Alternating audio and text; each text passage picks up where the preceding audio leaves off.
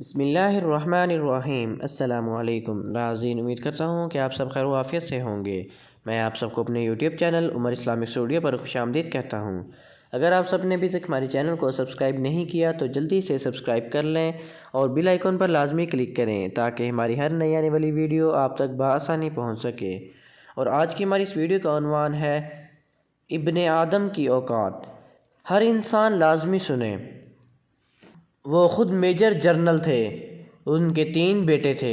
تینوں سونے کا چمچ منہ میں لے کر پیدا ہوئے اور شاہانہ زندگی گزرتی رہی۔ وقت تیزی سے گزرا۔ میجر جنرل کے ساتھ ریٹائرڈ لگ گیا۔ عہدے کی مدت ختم ہوئی، ریٹائرڈ ہو گئے اور اب زندگی کا سفر انتہا کی طرف چل پڑا۔ بیٹوں نے باپ کے عہدے سے خوب لطف اٹھایا۔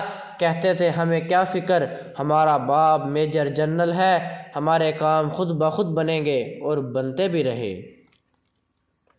ایک ٹیلی فون کال پر سب کچھ قدموں میں حاضر ہو جاتا تھا۔ پھر وہ دن آ گیا جب بیٹے یہ بھول گئے کہ یہ وہی باپ ہے جس کے نام و عہدے کی وجہ سے لوگ ہمیں سر کہتے تھے۔ باپ کسی بیماری کی وجہ سے چلنے پھرنے اور بولنے سے معذور ہو گیا۔ بیٹے کہنے لگے اب تو باپ کی کمزوری دیکھی نہیں جاتی۔ ایک بیٹے نے کہا کہ ابا کی جائیداد اور مال کی تقسیم کرتے ہیں، نہ جانے کب مر جائے۔ اب تو شرم آتی ہے بتاتے ہوئے کہ لوگ کیا کہیں گے۔ جب دوست آتے ہیں تو سامنے یہ بوڑھا ہوتا ہے، چلو ایک نوکر مستقل ان کے ساتھ رہنے کے لیے رکھ لیتے ہیں جو ان کا خیال رکھے، 20,000 ماہانہ دے دیں گے۔ نوکر آ گیا اور اسی گھر کے ایک کمرے میں باپ کو فرش پہ گدا لگا دیا گیا اور نوکر کو کہا کہ اس کا پورا خیال رکھنا، ہمیں کوئی شکایت نہ ملے۔ بیٹوں کی شادیاں ہوئیں۔ ایک نے گرمی کی چھٹیاں گزارنے فرانس کا پروگرام بنایا اور دوسرے نے لندن اور تیسرے نے پیرس کا، اور ہر جگہ اپنا تعارف میجر جنرل کے بیٹے ہونے سے شروع کرتے۔ نوکر کی تائید کی کہ ہماری 3 ماہ کے بعد واپسی ہوگی، تم بابا کا پورا خیال رکھنا اور وقت پہ کھانا دینا۔ جی اچھا صاحب جی۔ سب چلے گئے۔ وہ باپ اکیلا گھر کے کمرے میں لیٹا سانس لیتا رہا، نہ چل سکتا تھا، نہ خود سے کچھ مانگ سکتا تھا۔ نوکر گھر کو تالا لگا کر بازار سے بریڈ لینے گیا تو اس کا ایکسیڈنٹ ہو گیا۔ لوگوں نے اسے ہاسپٹل پہنچایا اور وہ کومے سے ہوش میں نہ آ سکا۔ بیٹوں نے نوکر کو صرف باپ کے کمرے کی چابی دے کر باقی سارے گھر کو تالا لگا کر چابیاں ساتھ لے گئے تھے۔